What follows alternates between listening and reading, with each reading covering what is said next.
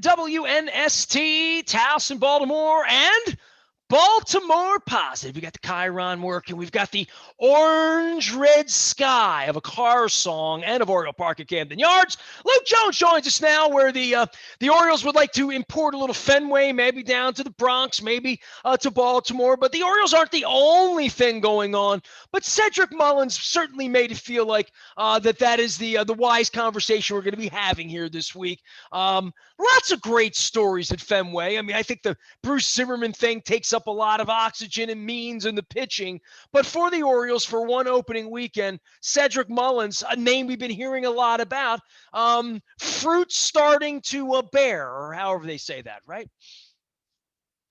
Yeah, off to a great start. And I mean, really, you go back to spring training, he abandoned switch hitting because, quite frankly, as can be the case with switch hitters, especially from the right side, you don't see left-handed pitching quite as much. But he's someone that at every level of the minors and in his limited major league experience, it just wasn't happening for him from the right side. And he said this was something that he had thought about really for the last year or two, abandoning switch hitting and going to just being a lefty exclusive guy. And it's interesting because I know, in my years covering the team, I can recall hearing Matt Wieters talk about this from time to time. I know Brian Roberts has brought it up on some of the Mass and telecasts over the last couple of years.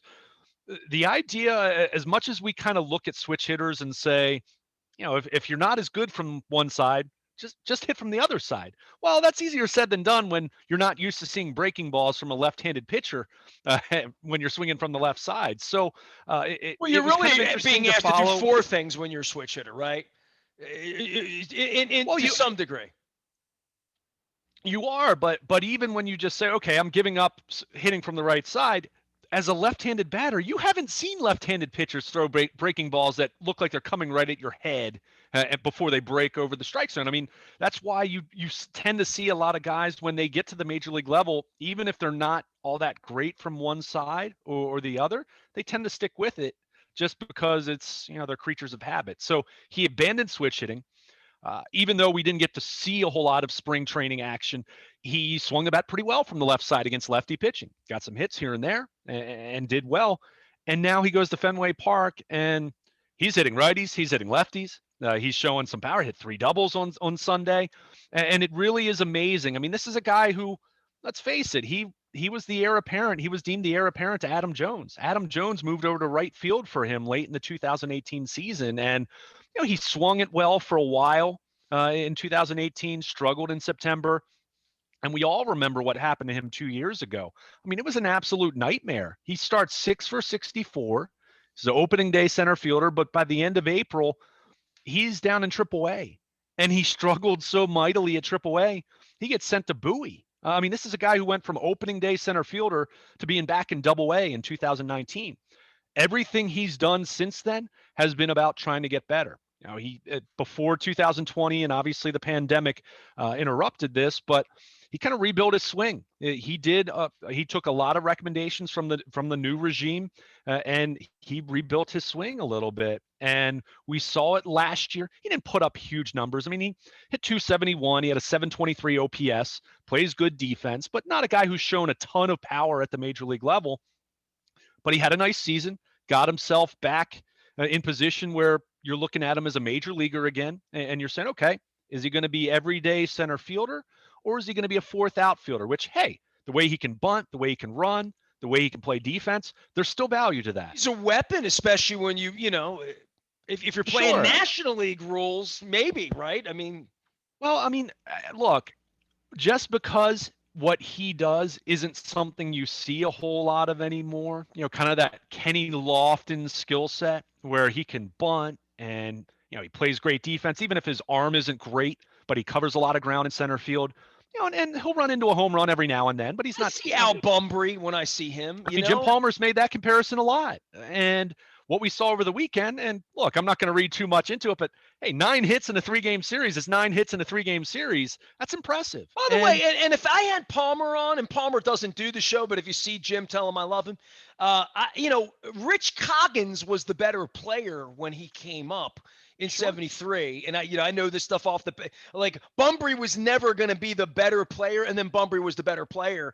Right. And shout out to the B. I tried to get the B on, and Robbie's, Robbie's first base, dear friends of ours, and with Dennis. And shout out to Leonard Raskin too. I got his shirt on and getting ready for his golf tournament for Mount Washington Pediatric while we're plugging some sponsors here. But the B, really worked his game and became a legendary Oriole and a Hall of Famer and the leadoff guy and all that you talk about. That it didn't come easy for him in the beginning. You mentioned Wieters, right? I mean, Wieters was, the sky looked like this when Wieters showed up, and he's a switch hitting catcher and beautiful mind. And even he wasn't Johnny Bench in the end, right? He's better than Earl the Big Cat Williams, though, and maybe better than Dave Duncan and a few others, Dave Skaggs, but maybe not as good as Terry Kennedy in his best day. But either way, I would just say when it comes to Cedric Mullins, to hear these guys' names, and when you talk about the new regime, and guys like John Means that suddenly look like, that kid looked in Houston, the left-hander, that looked like he was going to be otherworldly for a while because they listen to a different way of seeing things. And look, you can speak to this more than me. I mean, I'm banned. If I were around there, I'd have a sniffer for a little bit of this and some relationships for a little bit of this. But it's been a couple of years now. They didn't take 100 beatings last year the way they probably would have had there not been a plague. Most of what they've been working on is sort of fundamental baseball measurement, all of those type of things last year that they like to work on backfields to a lot of degree, right? And teaching and again, all the measurements that they set up with video and the things that I only hear about from the outside, but that a couple of these guys have not only bought in, caught on, but I want you to speak to this. And maybe it's difficult not being in Sarasota or being around them, but it definitely feels, and it's 3 games in, it's a small sample Sure. size, but it feels to me like the air of the Brady Anderson, Dan Duquette, Buck, whatever that was, that's gone. And if a guy's still around 3 years later and he's in the big leagues and he's in the lineup, there, for every 2 or 3 of these, there's a dozen other guys. I don't know, you name them, they're gone. Adam Jones being a prominent name who's gone, but he's a real player, but guys that never made it. But for these guys that bought in, there really is something that I was reading Moneyball, or not Moneyball, Astro Ball a Mm-hmm. couple of years ago in waiting for whatever this was, not knowing what a bunch of cheaters they all were, and they were. But whatever the system is, that there be a buy-in that a couple of the younger players with high ceiling, right? I mean, these were guys that maybe not means as much, but a couple of these tweeners find themselves in the opening day lineup, and we're talking about them in a positive way after they sweep the Red Sox. That's a testament that's a mark in the right direction for everything they're doing. And that comes from a very critical eye. Yeah, I mean, you want to see guys improve. That growth mindset element is part of it's intrinsic. You need players who want to work. I mentioned Cedric Mullins 2 off seasons ago really went to rebuild his swing mechanics. And I mean, of course, the organization's involved with that, but it's still a guy doing the work on his own time. Some of There's the no knocks on collectively Chris bargained. Davis, right? Literally, right? Well, sure, right. I mean, there's the antithesis of that, at least the perception anyway. But you have guys like that.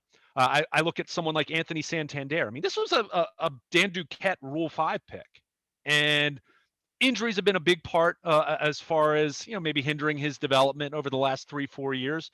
But he's a guy who, and we'll see how this year plays out. And he's someone who's 26.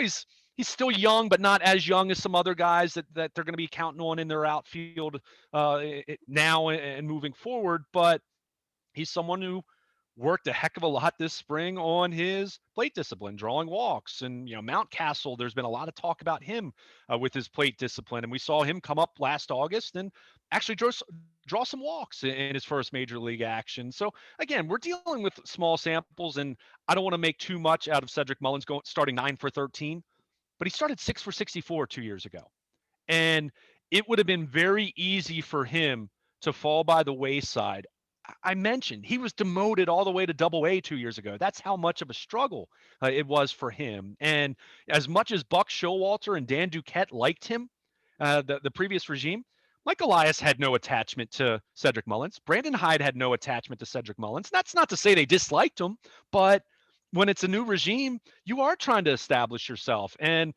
so much of this with analytics and the Rapsodo cameras and a lot of this is player tracking and biomechanics and different things of that nature. Just the ways of looking at numbers differently and presenting more information to these guys. You do have the guys who really embrace it and guys who either balk at it or maybe they never really grasp it. They don't get it necessarily.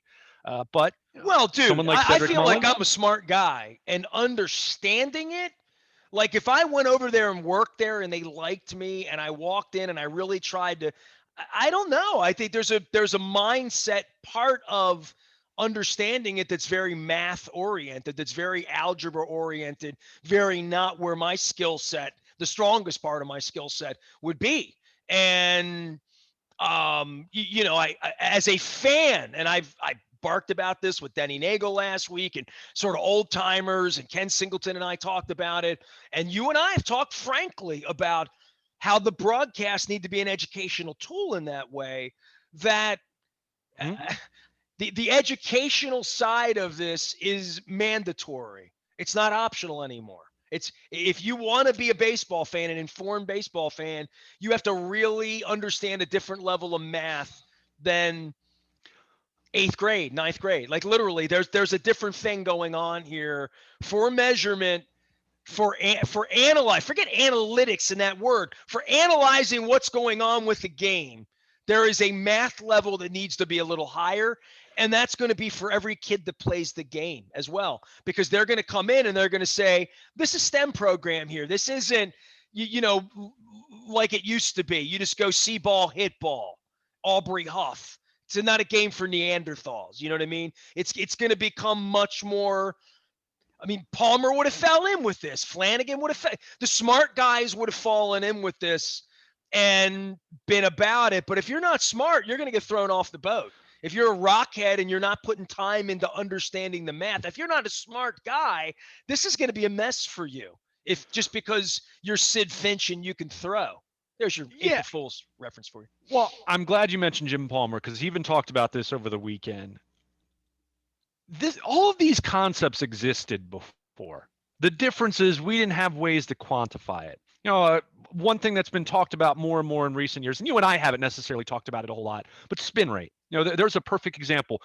When you talk about a pitcher, we're so accustomed to just thinking about velocity, right? How hard he throws, how quickly the ball gets from the pitcher's rubber to 60 feet, 6 inches away across home plate. So you think about it in terms of, 90 at this point is below average, 93 is okay, but now you see so many guys throwing 95 plus, especially you get into these bullpens. But the idea of spin rate, if you've ever heard, we've heard the term late life on a fastball for decades.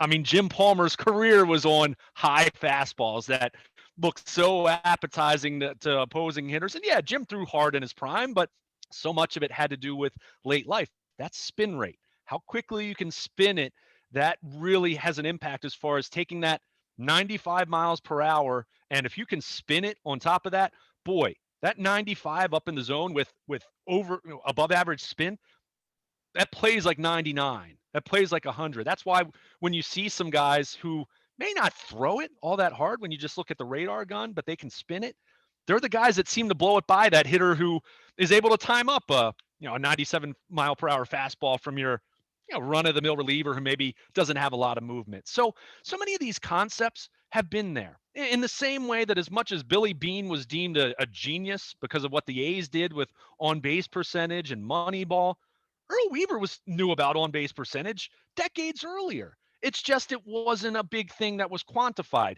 Yeah, people were aware of on base percentage, but it wasn't that common.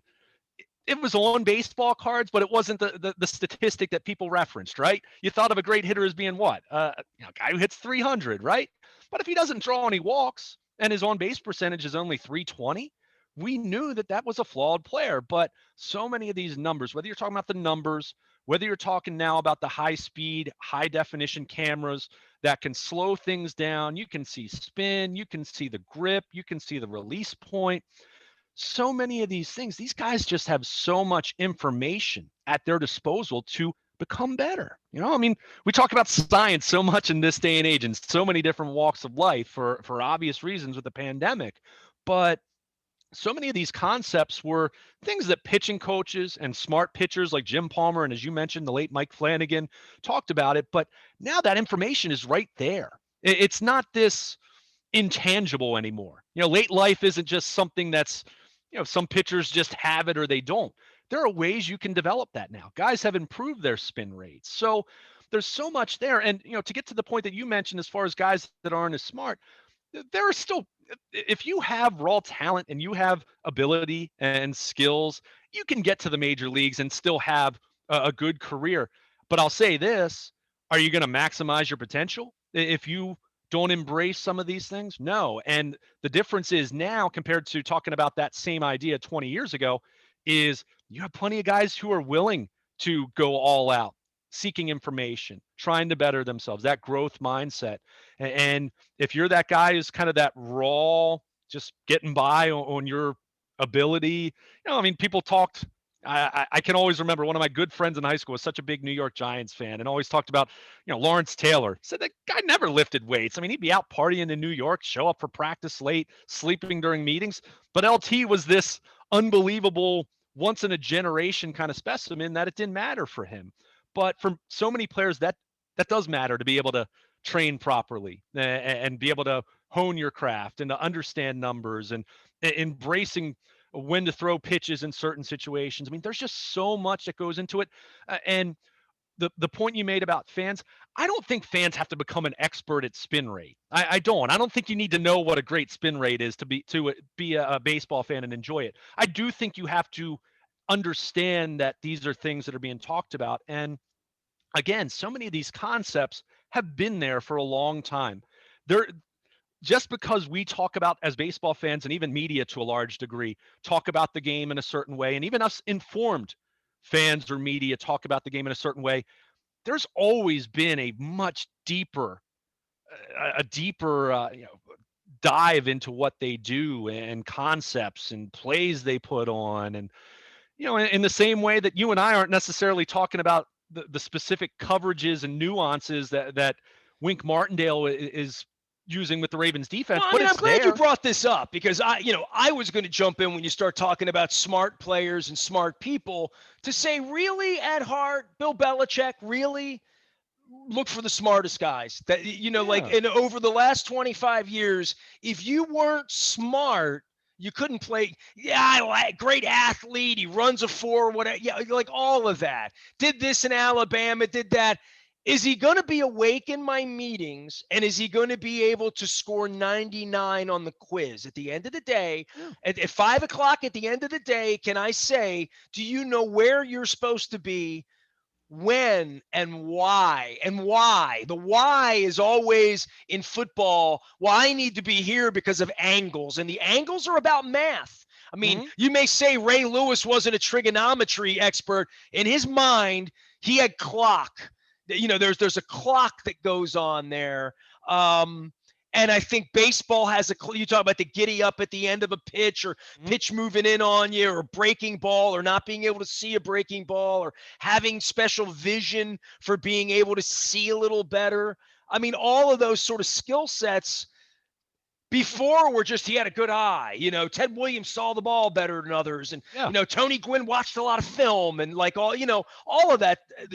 Now it's very quantifiable, I think, across all of it. I mean, and look, DeCosta's looking to get the same edge out in Owings Mills when it Sure. comes to all this. There's something about Sammy Watkins that speaks to them that they think they can utilize. Otherwise, Yeah. they wouldn't have signed him.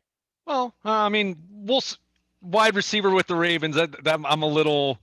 Your point is well taken. I'm really glad you brought up Ted Williams. Ted Williams knew all about launch angle. I mean, launch angle is something that we think about in the StatCast era. 2015 is when that became something that was publicly available, where you could go to baseballsavant.com and, guy hits the ball, the exit velocity, the launch angle in a matter of a few seconds. Ted Williams knew all about that. And Ted Williams passed long before Statcast was ever even an idea. So I mean, you have that, and I mean, Jim Palmer is a great example of this. You think of the kitty core. Think of Paul Richards with the Orioles farm system and all the bonus babies and all the talented young pitchers in the late '50s and early '60s. There were plenty of guys, and I don't need to run through the names, and you know many of the same names I'd mentioned, and there were so many guys there that, yeah, guys who had arms that were could compete with Jim Palmer, who had plenty of physical gifts. But how many of those guys had the wherewithal to understand how to pitch? And how many guys were just throwing and trying to strike guys out? And Matt Harvey said it over the weekend. He did an interview, I guess it was Sunday's pregame, and he's a great example. It's a kid who came up in New York, pitching in Queens for the Mets, threw hard, had a lot of success, hurts his arm, had elbow and shoulder issues over the last several years. And look, I'm not going to sit here and say that I have expectations that Matt Harvey is going to do anything of note for the Orioles this year. I mean, hell, a month from now, he could be gone, designated for assignment based on how he's pitched the last couple of years. But one thing he did talk about, and this was something that he talked about when he signed with the Orioles to a minor league deal, was how much they have bought into analytics and using technology and understanding arm angles and things of that nature. And he said these were things that he didn't have to think about as a 24-year-old pitcher who just had a great arm and was just trying to strike you out. And it's not to say he wasn't a really good pitcher then, but he had more physical gifts going for him at that point. You go through some physical hardships, well, now you have to pitch more than throw. And he said that just using, with these cameras and things that they have, you talk about arm angles, you talk about ways to get movement, you talk about spin. I mean, there's just so much to it that, again, was always there, but it was a much It's more. not a pitching coach anymore. It's a pitching scientist. Right. I mean, Chris Holt, who kind of came into the Orioles system, like he was in charge of minor league pitching, then last year became director of pitching, and then they decide they're not going to bring back Doug Brocail. And look, have there been financial elements to how they've handled their coaching staff? Sure. At the same time, you have Chris Holt, who handled your minor leagues. 2019, go back and look at the Orioles pitching in the minor leagues. Their strikeouts went up, numbers improved. Whether you're talking about top prospects like Grayson Rodriguez and DL Hall, or guys that are more, fringe types. But they clearly made improvement there. Chris Holt becomes the director of pitching last year to kind of oversee the entire organization's pitching. And now he's a major league pitching coach. So you see the progression there. That's not to say I think the Orioles pitching is going to be great this year. I think they still need more talent. Talent's still important. Let's be very clear about that. You can talk all you want about these statistics and technology. You still need baseline talent to go off of, right? You need something to work with. Eric DeCosta would be the first to tell you need talented football players. Then, yeah, you want those other traits to go with it. But where they are, and this is where, as much as the cheating part of what happened with the Astros has soiled so much of the really compelling, innovative things that they were doing on the pitching side. The pitching was kind of always viewed as being a little bit ahead of the hitting in terms of data being available, in terms of methodology. But that's where the Orioles now, a couple years into this, you're seeing some of the Chris Holt impact. John Means talked about it. Some of his offseason work, and also Chris Holt. That change up that keeps getting swings and misses, and has for the better part of 2 years now for him. Chris Holt helped him with that, and you saw that. Andrew Kashner, remember before the Orioles dealt him 2 years ago, he had a really good start to the season. He started throwing a changeup more. There's these different elements or secret sauce to it. And not every pitcher's, these pitchers aren't all exactly the same, but there's a lot of information that becomes available to you that, hey, this is actually a pitch that you could develop, and this could be something that becomes part of your repertoire. Or, hey, you've always been really good throwing this pitch in this scenario against left-handed hitters. Why don't you do that more? I mean, there's so much more information. And as a baseball fan listening to this, it's like, wow, I mean, this is just so much to try to comprehend. You don't have to understand. You don't have to know what a good spin rate is. If you ask me off the top of my head right now, I couldn't tell you what the average major league spin rate is. I know what impact good spin rate has, though. Late life, that we always talked about, that guy who has a little bit of extra lift on his fastball as it gets closer to home plate, that optical illusion that you have a rising fastball. It's not actually a rising fastball, but you have so much spin that it kind of keeps the ball on a little more of not an upward plane, but on a straighter plane rather than diving down in the strike zone. So, it's a lot of really neat stuff in That's why all the ball has honesty. seams. Yeah, I mean it's really neat in a lot of ways. And again, I've said all over and over, you don't have to be well versed in this. Just understand that where some of these ideas are coming from. And I think in that sense you really dig it. There are very few football fans out there that truly can understand the intricacies of coverages and things teams are doing. We know basic concepts. And you and I, we'll talk one technique, three technique, five technique on the defensive line. You got wider splits. You can talk about zone versus man or cover four. I mean, there's all, pattern matching and different things like that. But there's a lot of it that goes over most people's heads, if we're being honest, when you're talking about NFL football compared to even someone like me who played in high school. I mean, Or how the Ravens would evaluate LJ Fort and say, we got to have him back and why and what he does well. I mean, but even that, like, I'm just talking about just the X's and O's and the nuts and bolts are far more complicated. So anyone who wants to say that, oh, baseball's gotten too complicated for my taste, I don't buy that. If you just don't think it has enough action or there aren't enough balls in play, I'll hear that. I agree with that. That's problematic. I'd love to see more balls put in play. However, people that have say, oh, it's gotten too complicated. Football is incredibly complicated. When you talk about the calls that are made in the huddle and responsibilities that 11 guys on the field at one time have, it's far more sophisticated and complicated than even Tony Romo will express during a telecast. And he's as good as they come as far as TV analysts go. But we still enjoy it. And the reason why is there's a lot to it that you don't necessarily understand, but you don't have to understand all of it perfectly to take a lot of enjoyment out of it. So my overall point with all the analytics and all the technology that's being used is just, educate yourself to a point where you're at least aware of where it's coming from. Shifts. So many people, there's been so much hand wringing for the last decade about infield shifting. This isn't something that teams just magically started doing just out of thin air. They had so much batted ball data to show you that this guy hits the ball. Here's the math. And we did that at Colgate Elementary because, people did that to me because I was a pull hitter. You know what I mean? There was no reason to play right field because I couldn't hit the ball there. Right. So there's a method to the madness, and I get it. There are things about it that we're creatures of habit in so many ways with our lives, and we don't like change. But there's so much going on in the game that I think is really interesting. But at the same time, one thing that does worry me is you do have elements of it that have led to fewer balls being put in play successfully. Guys have adjusted to the shift. Now you have guys who try to hit the ball over the shift. You have pitchers who, by the way, are throwing the ball harder than they ever have before. Anyone who tries, well, just take it the other way. Well, easier said than done when every guy in 7 out of the 8 or 9 guys in a bullpen are coming in there throwing 97 plus with spin on top of that. It's a game that's becoming more and more difficult. So yeah, it's led to some aesthetics that aren't as pleasing. But that said, and as much as I think there are ways we can address that in the game moving forward, there's still a lot of really interesting things going on right now. And I think the Orioles, slowly but surely, and it's not going to show up in the standings this year, I can almost assure you that, regardless of a 3-0 start.